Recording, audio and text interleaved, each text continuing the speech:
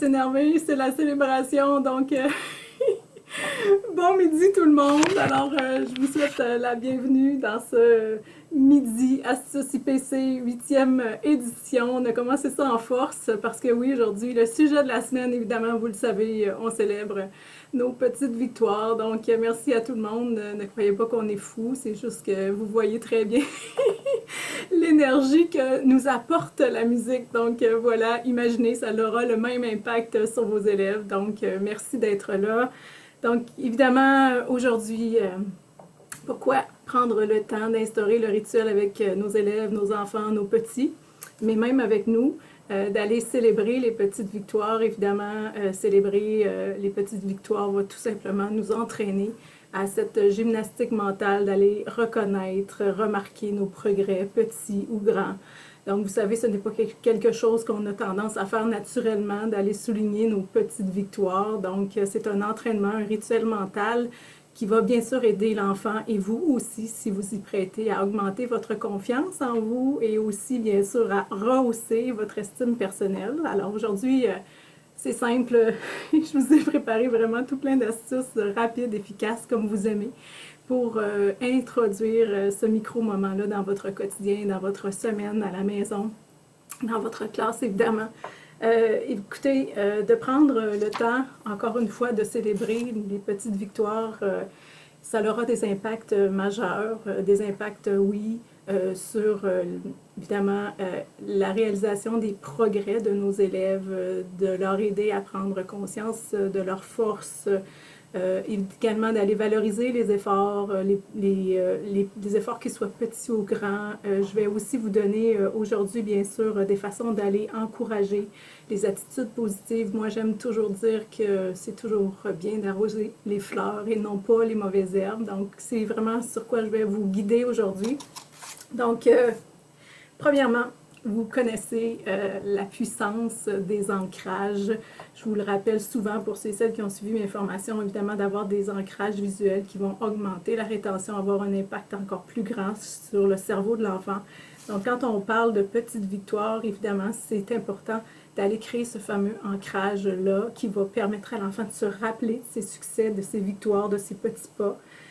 Donc, je vous propose évidemment, vous le savez, ça, je vous en ai déjà parlé, mais d'aller tout simplement encourager votre enfant en préparant des petits coupons sur lesquels vous allez aller noter ces petites victoires, de les mettre visuellement sur le frigo, sur le miroir, un post-it que vous allez coller, des petites victoires que vous allez cumuler dans un pot, évidemment.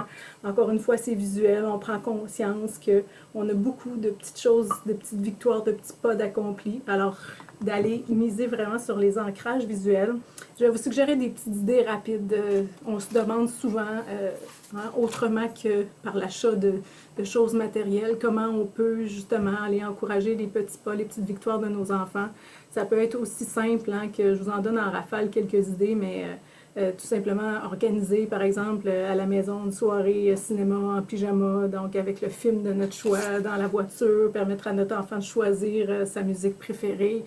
Un petit déjeuner au lit, je vous donne des suggestions que moi j'ai déjà utilisées à la maison, évidemment, cuisiner une recette ensemble, faire le souper à l'envers, commencer par le dessert, donc finir par le plat principal, la fameuse bataille d'oreiller, nous ici. Soyez prudents, là, mais c'est toujours un moment très apprécié de mes garçons, donc la bataille d'oreiller, aussi bien de choisir le menu préféré pour le souper, ça peut être aussi d'offrir un massage à l'enfant. Donc, c'est des petites idées comme ça. Dans le quotidien de la classe, c'est autre chose, bien sûr, mais je vais vous proposer mes idées, comment je célèbre les petites victoires avec mes élèves dans la classe. Le principe est simple. Ce que je veux que vous reteniez, en fait, c'est qu'on doit tout simplement remarquer, féliciter et valoriser. Donc, le plus souvent possible, avec exagération, sans restriction. C'est le but de tout ça. Alors, en classe, je vous propose rapidement mes façons d'aller célébrer les petites victoires. Quels sont mes rituels? Donc, comme je vous ai accueilli tout à l'heure sur un air de fête, À la fin de chaque semaine, évidemment, le vendredi, de façon générale, on va terminer la semaine sur un air de fête. Alors, on va, oui, se mettre une musique entraînante et l'ami vedette sera invité à nous partager sa petite victoire. Au moment pour terminer la semaine, on rehausse notre énergie, on termine ça sur un air de fête positif. Donc, petit moment très apprécié de mes élèves. Il y a aussi comme suggestion le fameux popcorn party. Pour ceux et celles qui ont déjà peut-être suivi la formation Outillés pour la vie, vous connaissez peut-être ce petit rituel-là. Donc, je vous explique qu'est-ce que c'est le popcorn party. Alors, c'est simple, une autre belle façon de terminer notre journée. Donc, j'invite tous mes élèves. Vous savez que j'aime beaucoup les mettre en mouvement. Donc, j'invite tous mes élèves à la fin de la journée à s'accroupir, évidemment, et à s'imaginer être un petit grain de maïs. Donc, je leur demande ensuite de penser dans leur tête à une petite victoire de leur journée. Et lorsqu'ils en ont trouvé une et qu'ils souhaitent nous la partager, bien, ils peuvent sauter et exploser pour se transformer en popcorn, bien sûr, en nous partageant tout fort, évidemment, leur petite victoire. Donc, encore une fois, sous forme de jeu, dans le plaisir. On va aller souligner de façon particulière les petites victoires. Autre chose que j'aime faire avec eux, et quelque chose de vraiment très simple, mais qui a vraiment beaucoup d'impact. Je vais vous partager tout de suite mon PowerPoint à l'instant. Donc, vous voyez bien ce que je vous ai préparé. Célébrer les petites victoires. Donc, ce que je vous suggère, évidemment, c'est qu'il existe, c'est clair, une loi immuable dans la nature. Donc, vous devez retenir que ce qui est encouragé, évidemment, se développe. Ce qui est puni s'atrophie, se transforme, se déforme, se conforme et très rarement dans la bonne direction. Et ce que j'aime me rappeler, et ça c'est vraiment selon une étude, selon des recherches de John Gottman, c'est évidemment, écoutez bien ça, c'est très important de se remémorer ça pour développer de saines relations, pour contribuer au développement de l'estime de soi de nos petits, mais aussi de nos grands. Donc il faut 5 commentaires positifs pour chaque commentaire négatif. Donc imaginez. Donc si on veut rétablir l'équilibre, on doit, pour chacun des commentaires négatifs qu'on va faire, utiliser en retour 5 commentaires positifs. Donc, c'est toujours important de se rappeler justement l'importance d'aller miser sur les commentaires positifs. Et vous le savez, j'aime les images. Et là, je vous dévoile en primeur une image qui fera partie de la 2e série de fiches, une image pour éviter 1000 mots qui est en création actuellement. Mais bon, évidemment, je vous rappelle souvent cette phrase-là, donc je voulais vous l'offrir, évidemment, visuellement. Arroser les fleurs, vous le savez, mais pas les mauvaises herbes, bien sûr. Donc, de toujours aller miser sur les bons comportements. Et ce que je fais pour m'aider moi-même en tant qu'enseignante à me rappeler de prendre ce temps-là, d'aller souligner, de valoriser les bons comportements, j'aime utiliser des coupons bonheur. Donc, qu'est-ce que c'est? Les coupons bonheur, tout simplement. C'est des petits coupons aussi simples qu'un petit coupon visuel, puis je m'en ai imprimé plusieurs. J'ai un petit bac qui contient toutes sortes de coupons bonheur. Et évidemment, je vais aller avec vraiment exagération déposer sur le bureau de mes élèves. Dès que je les attrape en flagrant délit d'un bon comportement ou peu importe, je vais aller déposer sur leur bureau un coupon bonheur, donc que ce soit bravo, super, de petits messages tout court, bien sûr, mais le simple effet d'avoir justement ce petit papier-là que je vais aller déposer, c'est que c'est tangible. Donc, le message, il va être répété. Hein, autant de fois que, évidemment, l'enfant va le voir, autant de fois que l'enfant va le toucher. Alors, on va passer par la voix des yeux, par la voix du corps, par la voix de leur oreille, parce que vous le savez, un simple commentaire positif, vous le savez très bien, ce n'est pas toujours entendu et enregistré parce que nos petits, nos élèves sont souvent habitués à être réprimandés. Bien sûr, notre cerveau il est fabriqué aussi de façon à retenir bien plus le petit point noir que le beau compliment qu'on nous a fait durant la journée. Donc, le fait d'avoir les coupons visibles, tangibles, moi j'invite mes élèves à la fin de la journée, ceux qui en ont envie, les collent dans l'agenda. Alors le parent est toujours heureux le soir quand on ouvre l'agenda de voir « Ah, wow, bravo, tu as reçu 6 coupons bonheur, parle-moi-en, génial, qu'est-ce qui s'est passé, qu'est-ce que ton enseignante t'a souligné? » Donc c'est facile aussi d'aller discuter avec l'enfant à la maison. Ça peut être un retour. Moi, mes élèves sont très heureux de les coller dans l'agenda, de revoir au cours des semaines tous les coupons bonheur qu'ils ont cumulés. Autre chose que vous pouvez faire aussi avec les coupons bonheur, ça peut être tout simplement, chaque élève aussi a un petit pot comme ça dans leur bureau. Ceux qui préfèrent ne pas les coller, mais de les cumuler dans le petit pot, c'est encore une fois un beau rappel. Et c'est simple, mais ça fait vraiment plaisir. Donc, les coupons bonheur, évidemment, une façon de rehausser, de façon rapide, simple, mais de rehausser, évidemment, l'estime et surtout d'encourager les efforts de vos élèves, de vos petits. Une petite façon qui vous rappellera à vous également, donc ici. C'est un outil que Marie-Claude va pouvoir vous remettre aussi parce que je veux bien sûr remercier toutes les personnes qui se joignent à moi durant les Midis Astuces. Vous l'avez peut-être déjà vu, vous l'avez peut-être, mais n'oubliez pas cet outil-là que j'ai créé qui s'appelle la Bibliothèque des Petites Victoires. Donc, chaque élève peut avoir justement sa bibliothèque dans laquelle on va aller inviter l'enfant à aller noter dans des petites images comme celle-là, chacune des victoires avec leur date. Donc, ça peut être encore une fois, pour les plus grands, peut-être une belle façon de cumuler les victoires, d'avoir un rappel visuel. Et dans ce document-là, ce qui est génial aussi, c'est qu'on vous propose plein d'idées pour justement aller souligner les petites victoires, de quelle façon le faire.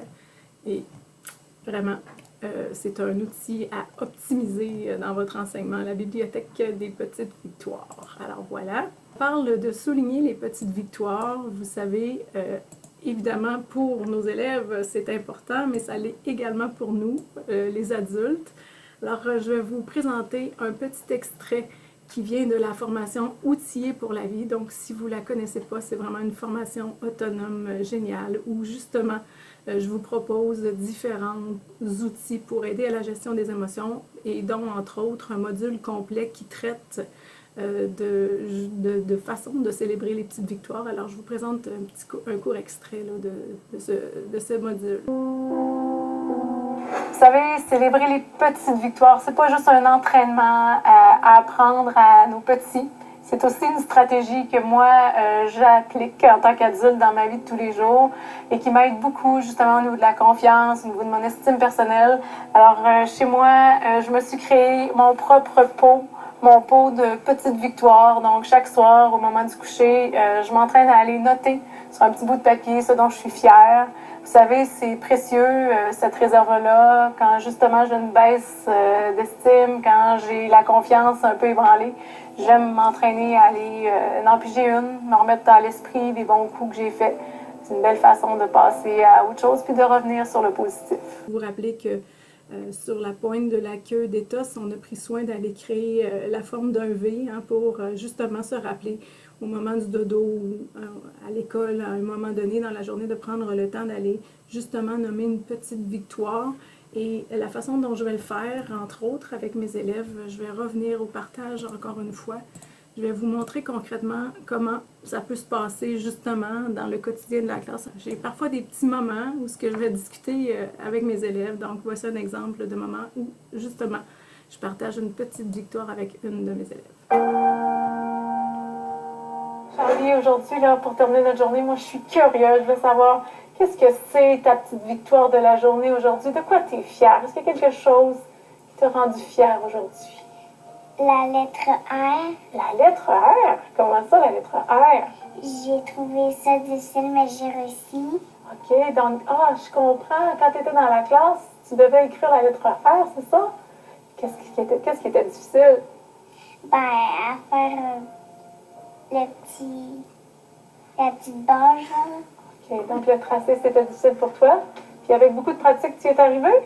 Ouais. Puis c'est ta petite victoire de la journée. Ah, ben, je comprends que tu sois fière de toi. Bravo, Charlie, c'est une belle victoire. Le genre de petites discussions que parfois je peux prendre le temps d'avoir avec mes élèves. Donc, vous voyez, c'est en toute simplicité, évidemment. Et parce que vous le savez aussi, j'ai toujours mes fameux coups de cœur littéraires. Et celui-ci, qui s'appelle « Ma plus belle victoire », est vraiment un livre magique que je vous suggère. C'est l'histoire d'un petit garçon.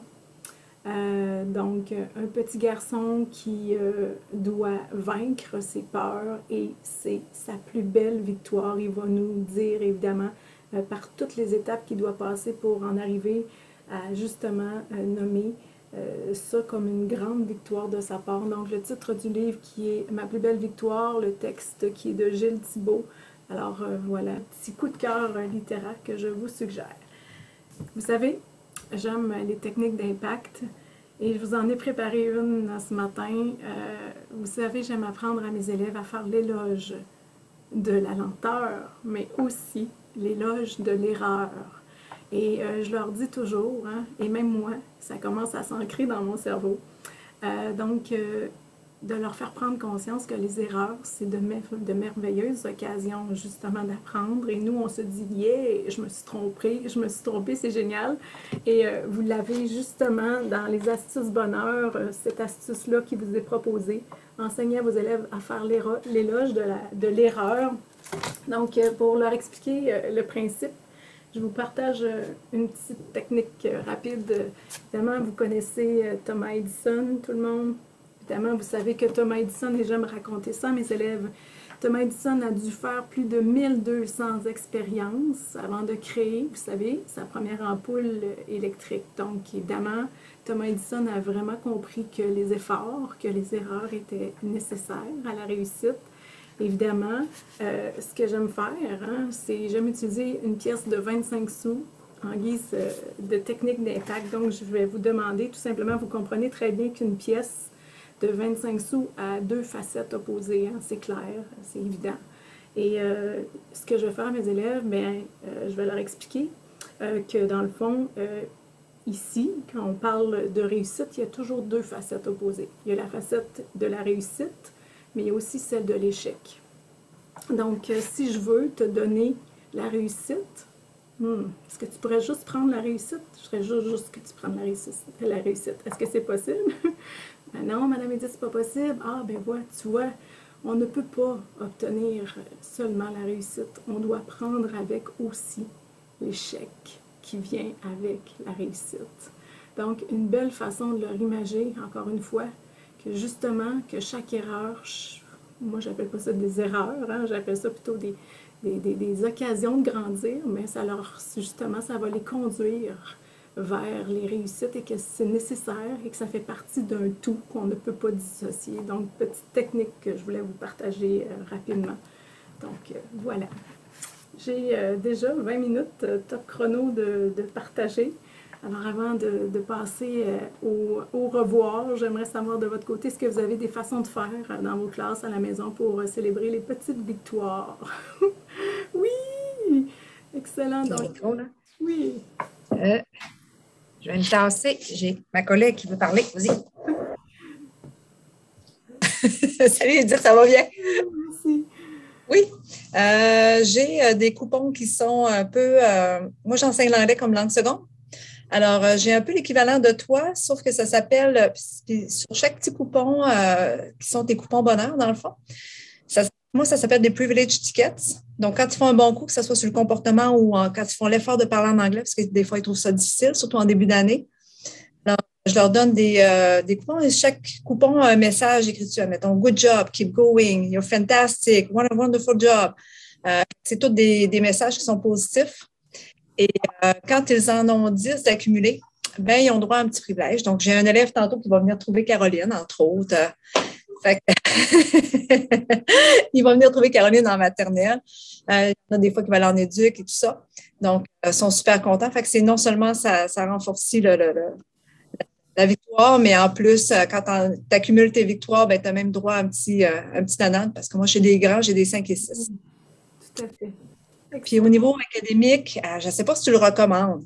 J'en profite pour te demander ce que tu en penses, ma gourou.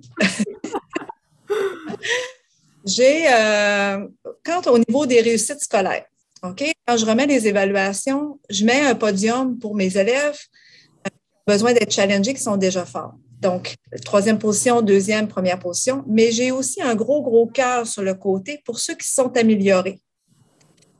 Donc, pour garder mes élèves qui sont forts, puis qui ont besoin d'être challengés, puis qui veulent tout le temps, qui ont besoin de compétition, ben j'ai le podium. Puis, pour mes élèves qui ont plus de difficultés, j'ai le gros cœur. Je marque tous les élèves qui ont réussi à s'améliorer. Ça peut-tu être bon, ça? Ben, en fait, c'est du renforcement positif que tu fais dans chacun des cas parce que pour tes élèves, ben, je ne sais pas si c'est quelque chose qui est vu par l'ensemble du groupe, de quelle façon tu le gères, mais OK. tu sais, moi d'emblée, je n'ai pas les détails de la façon dont tu le gères, mais moi d'emblée, je vois que c'est un renforcement positif où là, tu vas aller nourrir justement à la fois tes forts, à la fois tes élèves qui vont peut-être justement, entre guillemets, moins performer, hein, parce que justement, en classe, malheureusement, c'est souvent ce qu'on va souligner, là, mais Oui. c'est une belle façon d'aller justement souligner chacun des micro-petits pas qu'ils ont fait. Moi, j'aime beaucoup utiliser cette image-là, là, tu sais, que tu as Oui. sûrement vu, parce que dans le fond, ce qu'on fait ici, c'est qu'on valorise hein, chaque micro-petit pas qui va nous mener à la même place au succès.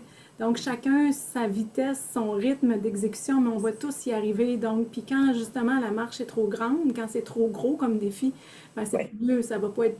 Fait que, tu sais, dans cette optique-là, je trouve que ton approche, évidemment, elle est positive. Donc, c'est juste dans la façon de leur expliquer les choses pour qu'ils puissent comprendre avec cette image-là. Oui, Si Nathalie? je peux me permettre un point, parce que moi, je ne suis pas spécialiste, je ne suis pas enseignante ou rien, mais je suis quand même maman, là, quand même. Mais tu sais, quand je vois cette image-là, je vois aussi que les échelons peuvent aussi être vus sur la capacité de l'enfant. Tu sais, quelqu'un qui a une grande capacité, mais peut-être que ses échelons vont être un peu plus grands. C'est comme ceux qui sont super bons. Moi, j'avais des enfants super bons à l'école, ils n'étudient pas, puis ils sont brillants. Puis il y avait les enfants de mon chum qui, eux autres, travaillaient super fort, puis ils n'avaient pas en toutes les notes de mes enfants. Mais tu sais, il y a un point de vue physique, il y a un point de vue physiologique qui est difficile à modifier. Fait que c'est comme si l'enfant, je ne veux pas dire qu'il est petit, parce que c'est pas ça, mais qu'il n'a pas la même capacité d'enjamber, tu sais. Fait que ça pourrait peut-être être, je ne sais pas, une image à montrer, je n'ai aucune idée comment on pourrait faire ça, là, mais c'est vraiment que la capacité de l'enfant détermine aussi sa grandeur d'échelon. Je ne sais pas si ça répond un petit peu à ton idée, mais Oui, c'est parfait. moi, je trouve que c'est de la façon que tu l'apportes et que tu l'expliques à tes élèves surtout c'est là l'important. Je ne peux pas te dire ton concept. Non, je suis sûre que dans la façon que tu leur expliques, justement, c'est d'une façon bienveillante et qu'ils comprennent le principe. Ben, en tout cas, tantôt, mes élèves ils ont dit t'as-tu fini de corriger? On veut voir le podium puis le cœur. Fait que là, je me suis dit que ça devait être bienvenu. Voilà, tu as ta réponse. Parfait. Merci beaucoup. Belle petite musique pour terminer tout ça.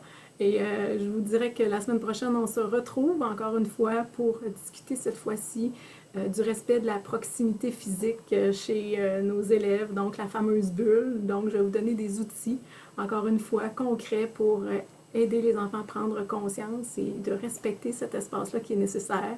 Donc, merci encore une fois et comme toujours, parce que c'est magique, on va célébrer cette petite victoire. Merci à vous de vous être joints à nous. Alors, excellent! N'hésitez pas à partager les midis astuces et je vous souhaite un bel après-midi tout le monde.